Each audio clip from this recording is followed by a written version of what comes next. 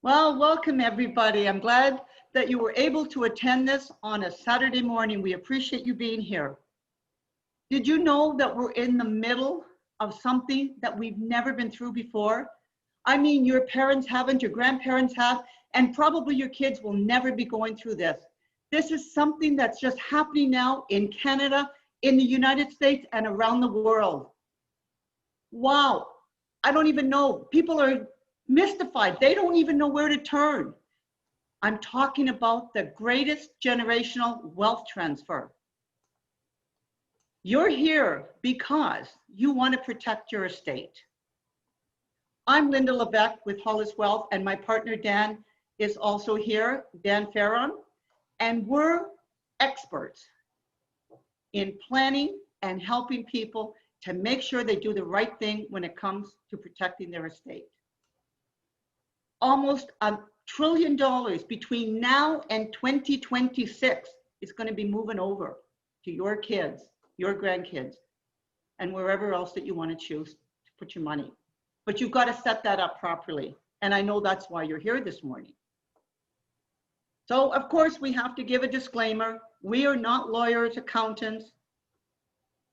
We are insurance experts and financial advisors, and that's why you're here, to talk to us, to listen to us, so we can educate you on what you need to do.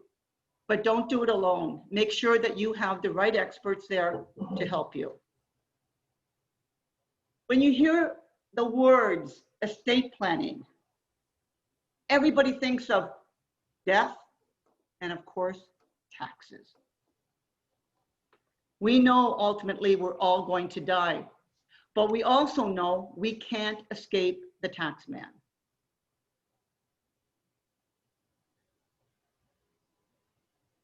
Have a look at these pictures of these famous people. What do you think they have in common?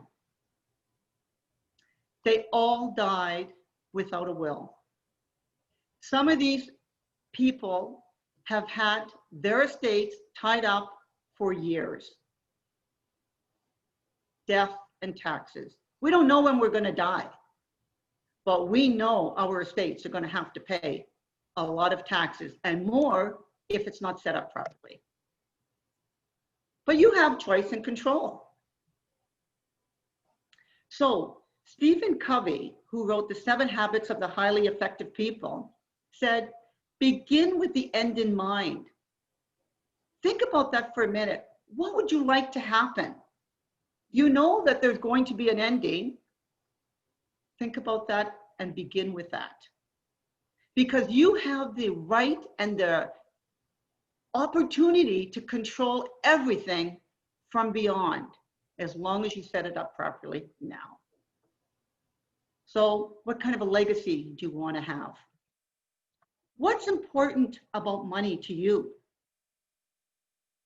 Now, you work all your life, you save money, you might have inherited, won some lottery, but you've accumulated money. Otherwise, this estate planning workshop wouldn't be important to you. It is because money is the root of your life and what you leave and your legacy. So what's important about that money to you? Have you ever thought about it really? Happy money. There was a book written about happy money and what really makes people happy.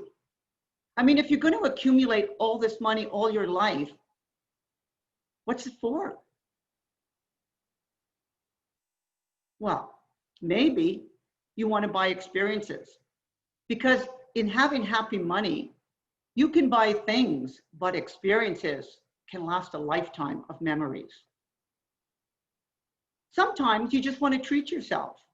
You can have a regular breakfast, or you can have a Sunday brunch and you just treat yourself to champagne and orange juice, along with some other little goodies. Why not use some of the money to make you happy and buy time? I mean, think about that. We have only 24 hours in the day. But if you could buy some of that time back and spend it with your grandkids or your children, you can relax, go on vacation, read a book, Most of us are so busy in our lives. We don't have time to do anything. But if you've got some money and you could actually delegate some of the things you don't like doing, cutting the grass. I know I don't want to cut the grass anymore. That's too much time out of my day. I would rather pay somebody and have my lawn cut. That gives me more time to spend with friends and family. Buy yourself some time. You can also pay now, so save your money, but then consume it later. Because the whole point of having the money is so you can enjoy it. But there's more happiness when you actually just use the money now and save it, and then start looking at how you can enjoy your life. They've done studies on it, and delayed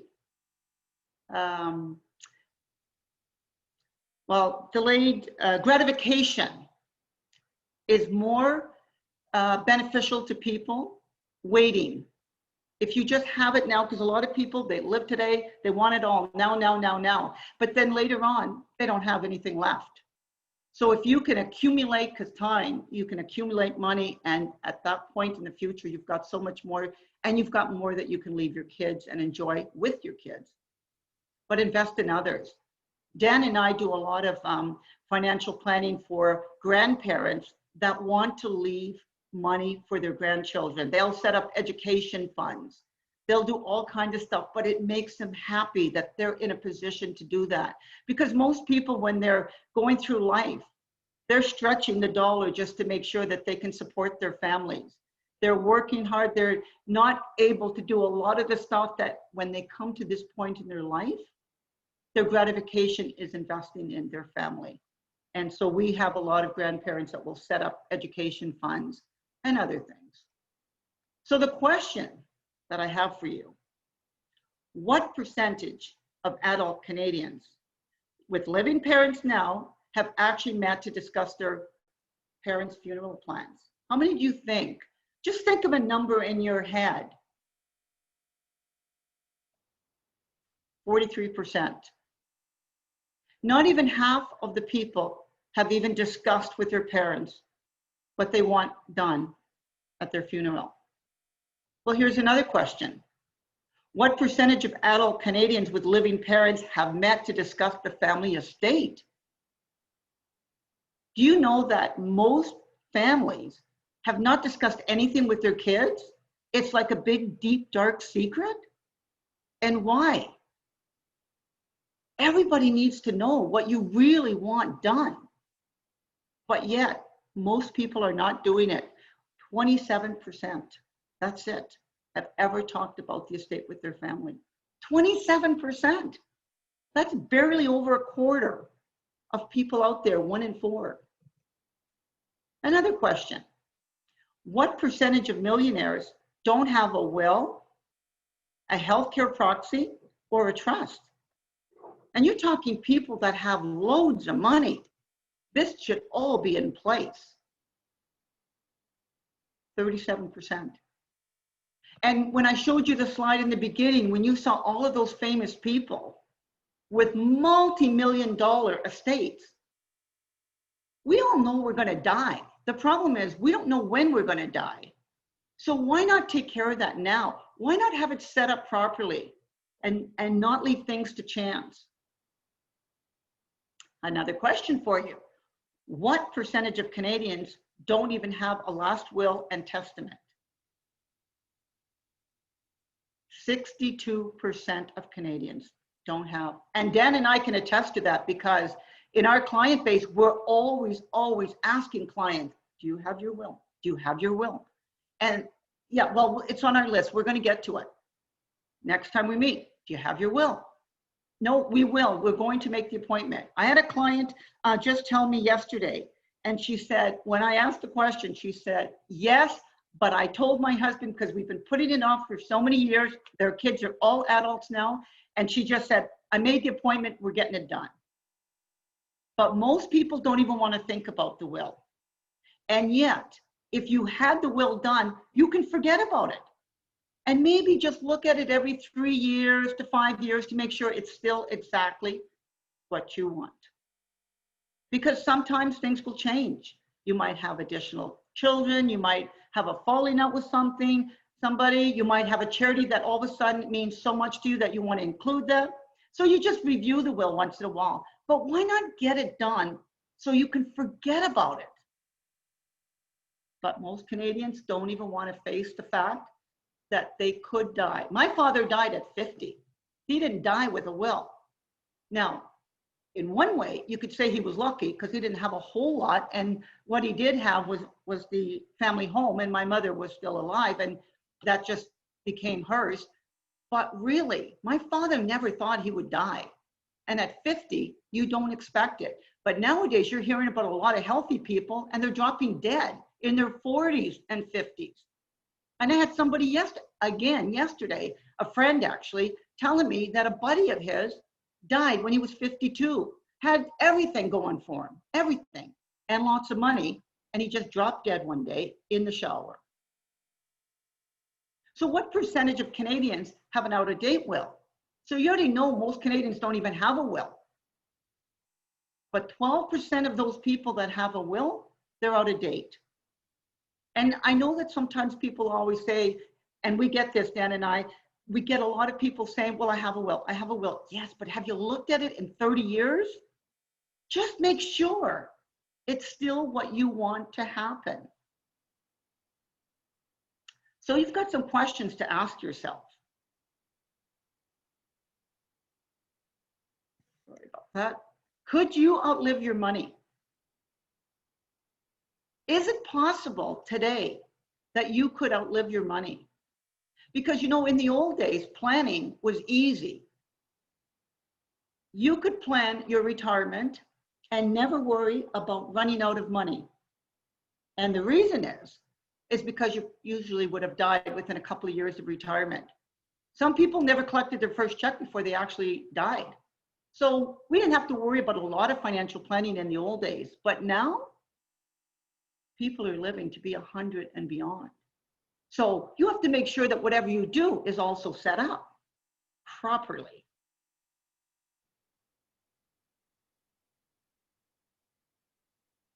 So you got to worry about your cash flow, maybe caregiving. How about medical expenses that are no longer covered by our provincial government? There's a financial risk. I mean, look what's going on in the markets right now. Interest. Dan and I were looking at GIC rates recently, and the best we could do for a one-year GIC was 1.05%. People still remember when interest rates were 12 and 14 and 15 and higher. Well, you don't have that anymore. So there is a big financial risk. And then you feel like, well, I'm older, I can't even take a lot of risk. But maybe the risk is not taking a risk. And then, of course, the biggest risk of all is the longevity. How long are you going to live? We know so much more about taking care of our health that we are living so much longer. My mother is 89, lives on her own, very healthy woman. And other than falling and breaking her hip, she's still living on her own and doing quite well. Well, she could easily live into being 100. Her mother died in her 50s. You can't even go by your parents anymore. So do you have an idea as to how much your estate will really be worth? What's the future value of your estate? And some of the things that Dan and I do is we project out. We put the inflation in, we calculate from the investments, we calculate from the real estate, and we will help you come up with the value of your estate, the future value. Now, most people, at least around here, have homes. Some of them have cottages or investment properties. They might have a business. What about all the registered plans that people have saved? And over the years, I mean, most people have RSPs because that was the thing that you did. We didn't have tax-free savings back then, and it wasn't encouraged to save regular cash portfolios because RSPs saved you taxes. Really never saved you taxes. It deferred your taxes. But that was important, again, for immediate gratification. And then, of course, you might have insurance policies that are going to have the proceeds of that. Now, although it's not taxed, it's still part of the estate and you need to know what to do with it. Do you know exactly what would happen to you if you were capacitated tomorrow? What if you couldn't get out of bed? Incapacity can happen at any point in your life. And that's the thing you have to be prepared for. You know, sometimes people will have a will, but they don't have the power of attorney. And actually, the power of attorney is almost more important because you're still alive. You need to know that if something happened and you were incapacitated, that somebody can still continue to make your financial decisions, pay your bills, make your medical decisions if you can't do that. Incapacity can strike anybody at any point. So the powers of attorney are very important. Also having some cash available. Again, I mentioned before, the medical stuff that's not covered by our provincial plan. How about disability insurance if you're still working? Critical illness, if you got some kind of cancer, stroke, or heart attack. There's other things, but those are the three main things. What about long-term care insurance? I had a friend, her sister went into long-term care facility at 43. Who thinks they're going into a long-term care facility at 43? They were definitely not prepared for that. They didn't have the insurance and they certainly didn't have the money, which means they got to go where the government will put them. Do you know exactly what would happen to your family if you didn't wake up tomorrow?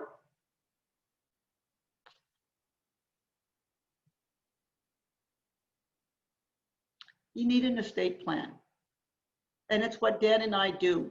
We don't draft your will, but we will help you to understand what needs to be in your will. So when you go to the lawyer, especially a lawyer that's charging by the hour, we can save you a lot of money.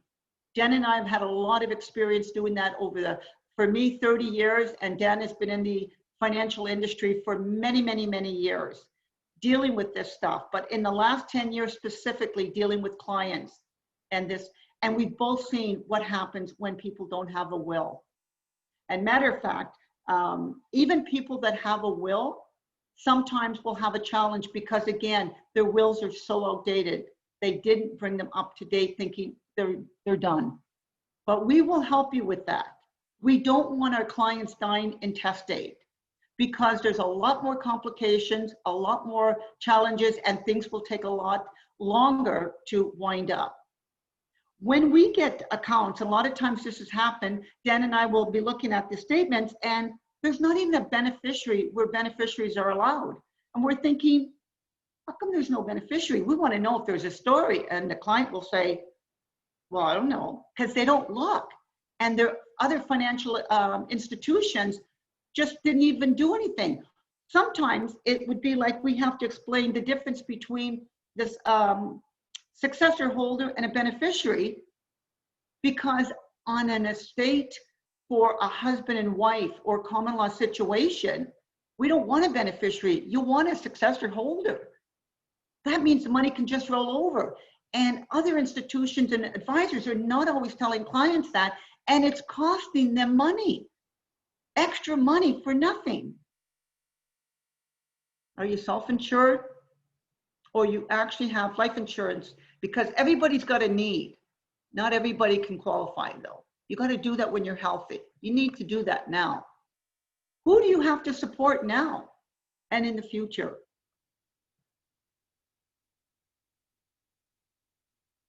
Support. It's such an important word because nowadays you could be supporting your parents, maybe some siblings, a spouse, children with special needs. How about grandchildren with special needs? Those children and grandchildren are eventually going to grow up. They're going to be adults, but they're still going to have some needs that you can help.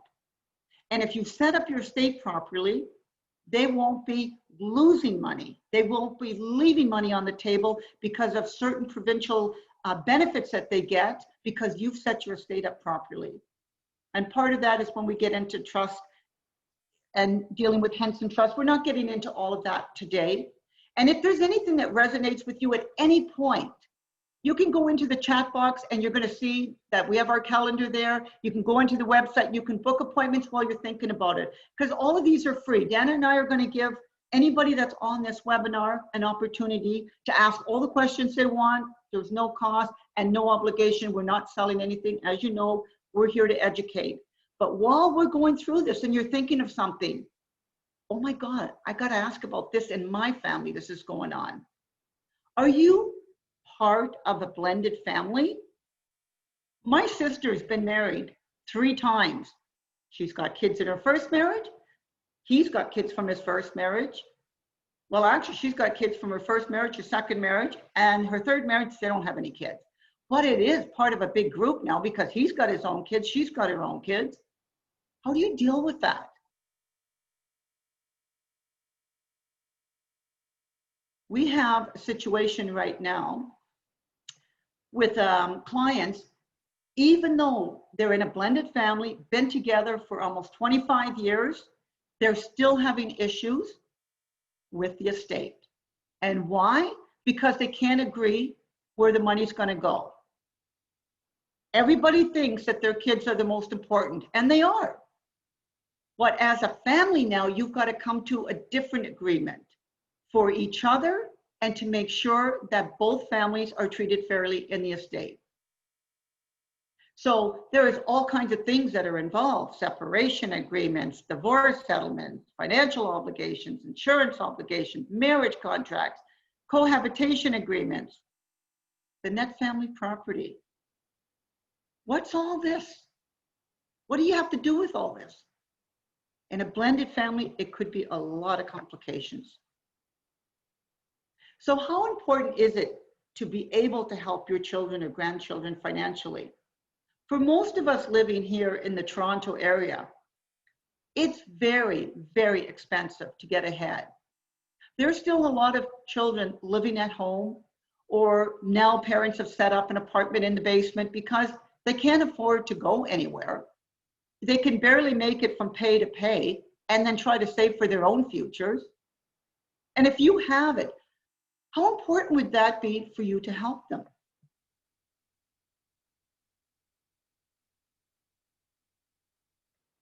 What about just the basics of life? The education. Again, if there's special needs. And you can do these things through trust.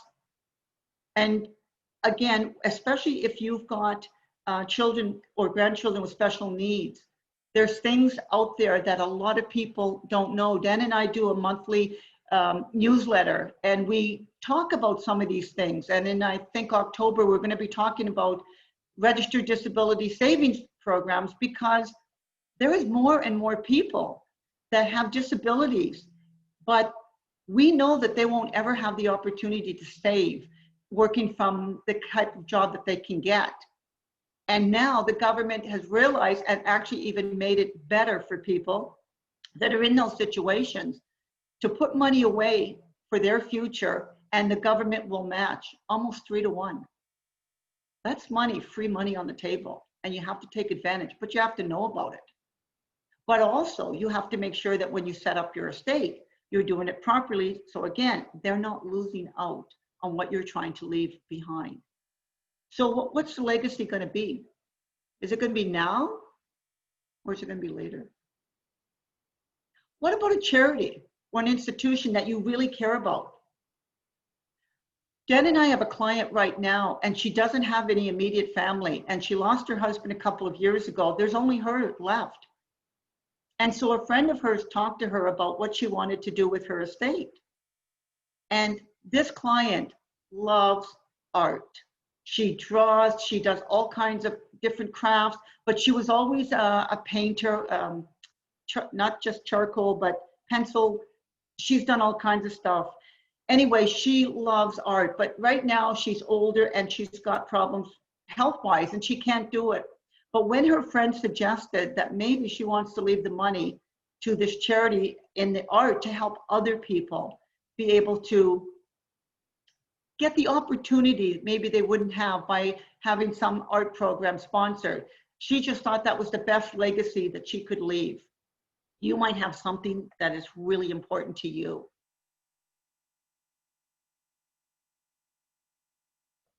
It could be your religious church, synagogue, mosque, temple.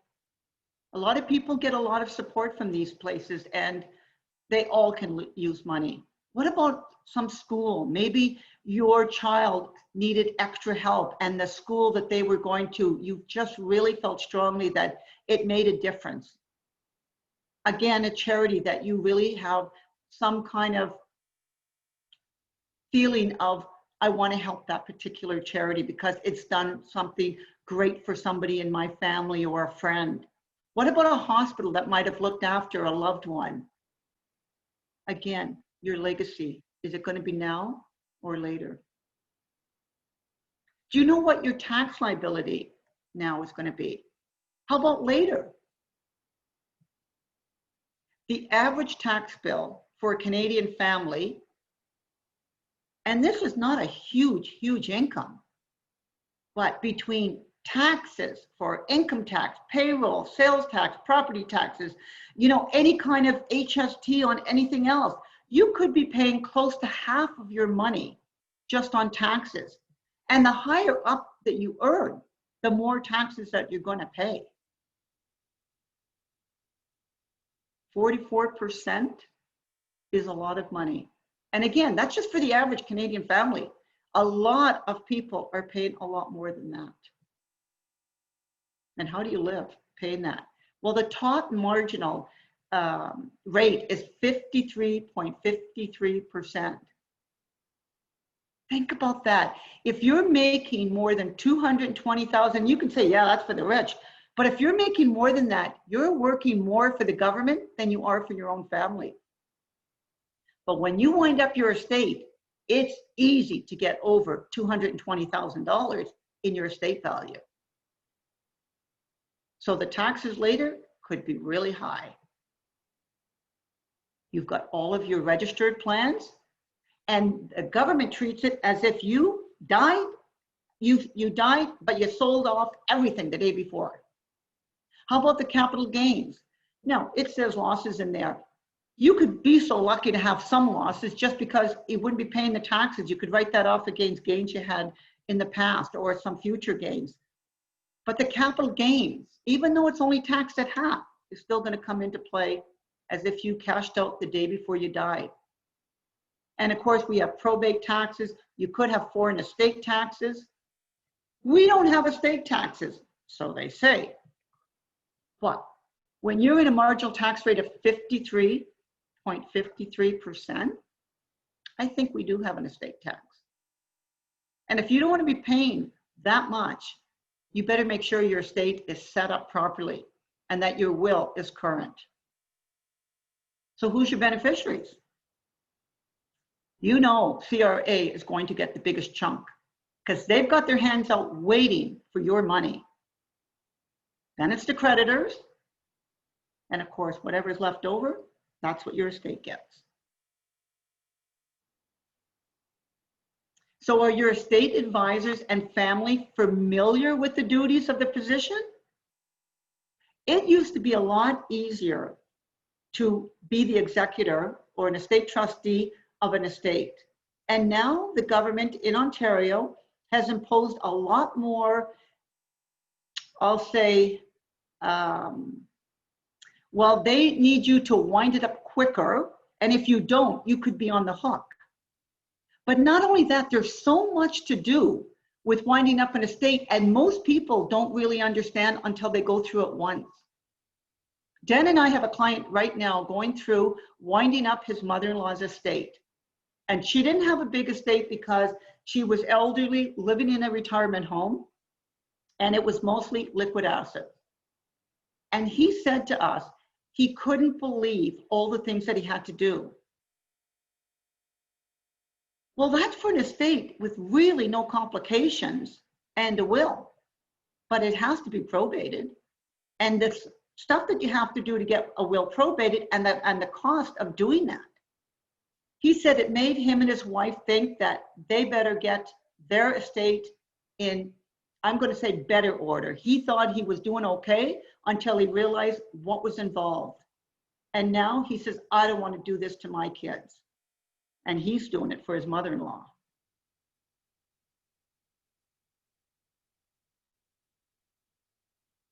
So your executor needs to know and agree that they want this job. That means they could be filing up to 4 tax returns. They got to deal with probate. There could be spousal rollovers. You might have some income splitting, insurance trust, digital property. There's all kinds of stuff. But bottom line, you need that CRA clearance that everything is okay, because you're on the hook to pay. And if you've already delegated all this money out and distributed it, you might have to pay out of your own pocket. You can't get it back because beneficiaries are never giving you that money back. And an executor needs to know there's a lot involved in winding up an estate, especially one that's in a mess. So is your estate plan leaving a legacy, or is it leaving the mess that I just mentioned? Most Canadians are leaving a mess. We want you to leave a legacy. The more dollars, though, that you give your adult children, the less motivated they are to actually save and become independent.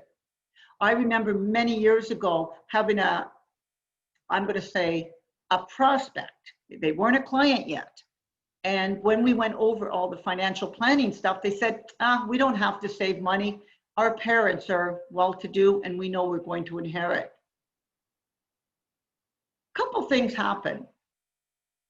First thought for me was, wow, you'd rather see your parents die so you can get the money, so you don't have to worry about saving, so you're going to wait for them. I'd rather have my parents alive than any money.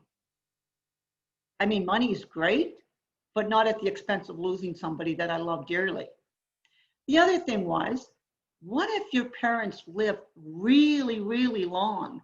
Because you might have had grandparents, their parents that died very young, and they're thinking, oh, we'll be in a good age, close to retirement when our parents die. We'll have all this extra money we don't have to save. But you don't know. Not only that, what happens if you tick your parents off and they don't tell you, but they change the will and it's going to a charity, something that they really believe in. And they're thinking, you guys have jobs, you can make your own way. You have enough money. They don't know that you're not saving because you're waiting for them to die. So you don't want to take away the motivation for people to be independent. Warren Buffett, who was one of the richest men in the world, has said, I'm not leaving my kids money because I could ruin them with them thinking that they're going to get their hands on this money. What I'm going to give them is an education and let them make their own way in life. And that's what you should be doing, is making sure that you help your kids get educated and give them that start, but motivate them to want to be independent. So you can just read this. And it really isn't a joke if you think about it, because everybody thinks that won't happen in their family. And again, you probably have great kids and they all get along. But what happens when it comes to money, people will fight over the stupidest things, and not necessarily money. I've seen families break up over used furniture because one person got it out of the house before somebody else did. Well, somebody's got to get it, but what difference does it make? It's things. You don't want your kids having to fight over the will because they've already lost you. You don't want them losing each other. Families should stick together. And you can do that by setting up your estate properly. Our role, what Dan and I do, we're the CFO. You are in charge of your life, your estate, and everything else. But Dan and I, as advisors, will make sure that you're dealing properly with your lawyer, your accountant. We'll be the money managers. We'll be the insurance specialists. And in some cases, we'll help with the lender. But we're like the quarterbacks in football game. They're the key people. And you need to have advisors that you can trust to help you along this journey. You don't have to do it alone. So what we do is we help establish the retirement lifestyle and expenses. You want to think about what you want to do in your retirement. What does that mean? Because sometimes you think, you know, first of all, you're anxious to retire so that you can start living the life. Dan and I had a meeting with a client a couple days ago, and he's going, He's been retired a year now, and he goes, I got to figure out what I got to do by the fall, because especially during this time of COVID, where there's not a lot of traveling and things going on, he says, I don't have enough to do. So his lifestyle, his expenses have actually gone down instead of going up, because right now he's sticking close to home. Well, that means now he's got to find something to do. But when we're under normal conditions, Dan and I will help you come up, what's your retirement going to look like? And we have a retirement plan that we take you through. You'll fill in what you think you need to spend.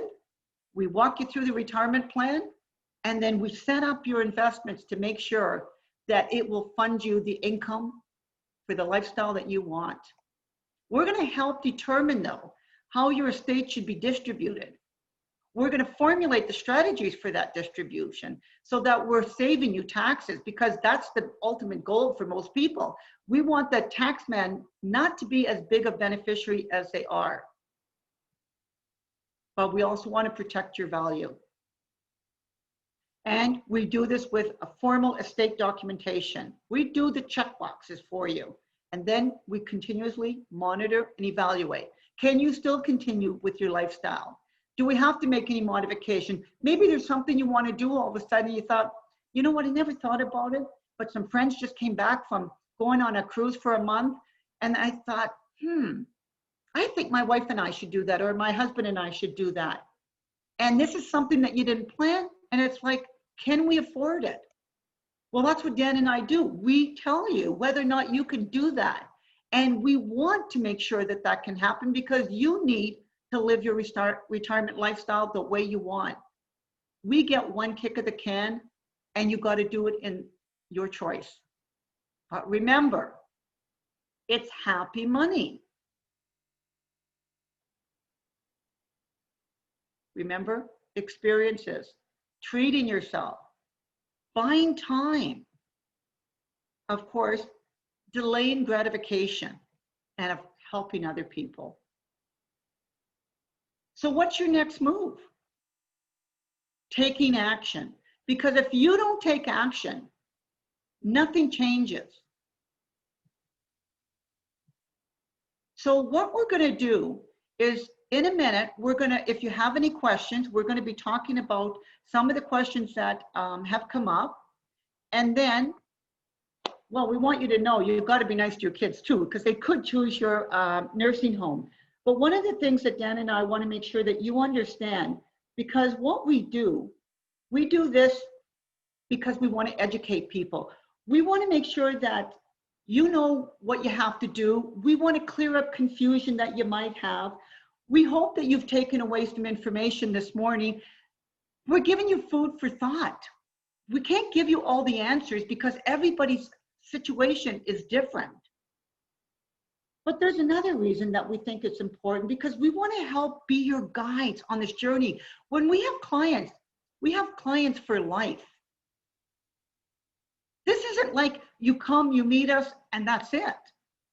We're here as part of your family doctor, but we're your financial doctors. We need regular checkups. We want to make sure that we're on track to do what we need to do. We want to make sure that you're making sure everything is done that you're supposed to do. We're reminding you that you can't keep putting these things off.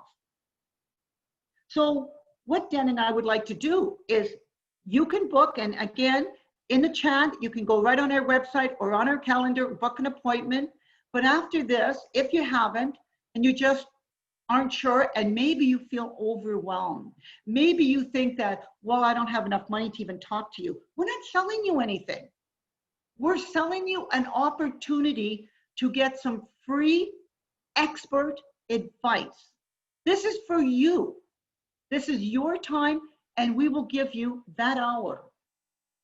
So what we're going to do is just find out more. I've done all this talking this morning, but if you book an appointment, now it's your time, your time to tell us what's going on in your life, your time to tell us what your concerns are, your time to share maybe what you have done in the sense of maybe an existing will, and you know that it has to be updated. Tell us more about what you want. What do you want to accomplish? Your life, your legacy. What is it? but it just takes about 1 hour of your life to maybe give you back peace of mind. And remember, it's about having the money and being happy, doing things that give you, your family, peace of mind, a lifestyle, everything else. We're not going to sell you anything. I guarantee you, Dan and I are not about, we want your business, but we want to earn the right that we give you enough information that you say, wow, my previous advisor didn't do this. I mean, I've had, and well, Dan and I now, we've had clients come over because now they're getting close to retirement and they left their current advisor because the current advisor only dealt with their investments. We all sell the same products. You can go anywhere to do your investments. But when you got to take that whole package, your investments and everything else, and make sure now that it's all part of a retirement plan, now you got to go to the experts. And that's what we are. We're experts in that area. So when you're finished, I guarantee you, you're going to be happy that you spent the time. Even if you don't become clients, it's okay. Again, because we're not here to sell anything. If you don't have the money, that's okay, because maybe we can help you on that path so that you know what you need to do for the remaining years that you're going to be working and saving and setting up. Because whatever you do today is still going to impact your tomorrow. And we want to make sure you get there. So we will meet you anywhere. Dan and I are doing mostly virtual right now because of the COVID, but we do have an office. If you're comfortable and you want to do it in your home, we can do that with, protocols in place, because what we don't want to do is jeopardize anything. But doing what we're doing here, we're meeting virtually. No, we don't see you, but you can see us.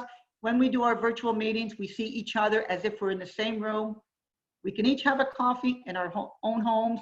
We can do whatever would make you comfortable to spend that hour to get a little bit more clarity in your own situation. It's up to you. And again, you can go on the chat and book your appointment. So if you have any questions, we're going to have Dan. He's going to now come on, his opportunity to answer questions.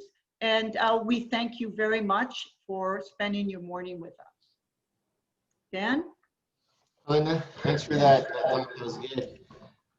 I guess one of the common questions that comes up, Linda, is what do we do exactly, and how do we get paid? So if you want to answer that, or if you want me to answer it, I'm indifferent.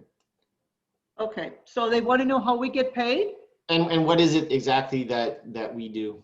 Okay, so normally on a first appointment, what would happen is that we would take you through and find out all about you, where you are financially, what your goals are, your aspirations. We'd find out about your children, if there is a need that you have to support them because they have special needs, or just because they're young enough but not really settled in a career that's actually making them money. We just find out everything about. Matter of fact, it's one of the things that one of my clients used to tell me all the time. She'd always say, Linda, you know more about our kids, you know more about our financial life than our kids do. Now, what Dan and I want to do is encourage you to have open dialogue with your kids. But when you come in with us, we'll at least take you on that step. And what we do encourage, if you want to come back on a second appointment, is if you really feel, and we feel, that you should have your kids because it's enough of a complication that they should understand what you're trying to get your legacy to be, we'll ask you to invite your kids if they're adults. Because Dan and I are open and transparent about everything. So what we're trying to do is fact finding. Everything you want to tell us about yourself and your life and what you want to do, that's what we do. And then how we get paid, if you choose to become a client, we're paid in several ways. One of the things, if your investments are going into a fee-based account, we actually charge a fee and we get paid an annual fee based on the assets you have. If we build a portfolio of mutual funds, the mutual fund company will pay our company a portion of the management expense ratio, and that's how Dan and I get paid. We do not charge anything up front. We do not have anything that's on a deferred sales charge so that you're tied in with any particular company. Dan and I like to make sure that you have flexibility because plans can change. You may need the money. Managers could leave and Dan wants to make a change on your portfolio. So we don't like to tie anybody up, but we certainly don't want you to pay anything extra. But on a fee base, you get all of our expertise. And you can call us and have regular appointments. In between, you could be texting, calling for additional information. We want you to come to us for anything that's going on in your life financially. We don't want you to hear about something at the water cooler. You think that that's the thing to do, and it's not. Because people, it's not that they intentionally give you wrong information. It's just that they don't know what they don't know. So we want to make sure at any point, you have access to either Dan or myself or both of us. But initially, we always meet our clients together because we both need to know. I do more of the planning, Dan does more of the investments, and we want to be all on the same page so everybody knows. That's good, Linda. I just want to stress, I hear an echo when I talk. One of the things we focus on when we meet a client is goal setting. And a lot of those goals with our clients right now is focused more on the retirement side of the equation. You know, how do I get there? What do I need to do? How much should I be saving?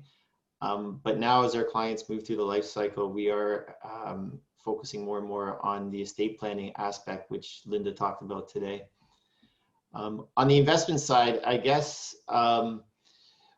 few of the things that are top of mind really right now is low interest rates and investing in this kind of COVID type environment and that sell-off that happened in March. So we try to take a very pragmatic and let's say conservative approach with that money. Let's see, there's a few other questions that have popped up. Let's see if I can get to these. Well, Dan, while you're looking for those questions, I just want to add, one of the things that I didn't talk about that Dan and I would share with you when we meet is why we consider ourselves expert. And the reason we do is because besides the 30 years that I had, and Dan's been in the financial industry, I think it's about 25, Dan? For me? Just working in the financial industry. Yeah, coming up on 30, I guess. Okay, yeah. so Dan's almost as much as I have been in the financial industry. And Dan is a CFA. And what that is a chartered financial analyst. And as a team, we literally can manage money as a portfolio manager would manage a mutual fund. It's what Dan has. Besides his MBA, and he is also a CA, but not a practicing CA because he's a financial advisor now. Between that and the fact that I have 30 years of experience, I've been a certified financial planner for most of that 30 years. I'm insurance licensed. And between Dan and I, we have close to 60 years of experience dealing with all kinds of client situations. We don't just manage your money. We manage your life and what you're trying to do with your life. And we want you, and you know, the greatest satisfaction that Dan and I get is when people say, we couldn't have done this without you. Thank you. It's making their life so much easier. And to know that we have so much expertise that you can call us. And if we don't know something, it's unlikely. But if we don't, because we're not perfect, we will get you the information. We have an assistant that makes sure that if we have something that we have to meet and talk about because we've planned it for, just say you had a GIC maturity. Everything Dan and I have, the processes, and our assistant, I mean, she's one of the best. She's been with us 16 years. She's personality plus. Sometimes people want to talk to her and not us. But the thing is, we all have our role to help you deal with your situation and know that you're going to be the number one for us in the sense of what the planning that we do for you. You're going to feel confident that you've taken care of things now. You're not leaving anything to chance, and even with your children. And we encourage the dialogue. We really do encourage that because you need your kids to be on board with whatever you plan, because especially if you're not giving them the whole estate, you can tell them why and what you want to do. Because as I said, some charities could mean a lot to you. It could be the hospital or something else that is very important. Giving gives you happiness. Any other questions, Dan, that have come up? No, nothing specific. Somebody wanted to see one of the earlier slides on the executor role, I think. You want me to go back? Yeah. Okay.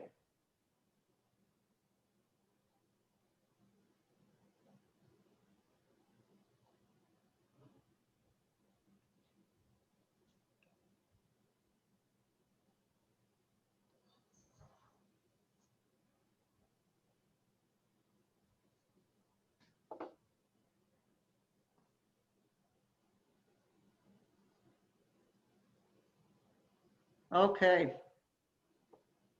And if you're watching this, you might want to take a screenshot, because this is really, really something important. You cannot just assign anybody this task. And especially nowadays, I said, you must have a discussion about all the things that they have to do and make sure that they're qualified to take on that role. Because if they're not qualified, what they're going to have to do is go to a lawyer, and that's going to cost the estate even more money. Now, lawyers have a good role in this, but for some things, if you have the proper executor, they'll be able to take care of a lot of things without going to the lawyer. But they have to know what's involved.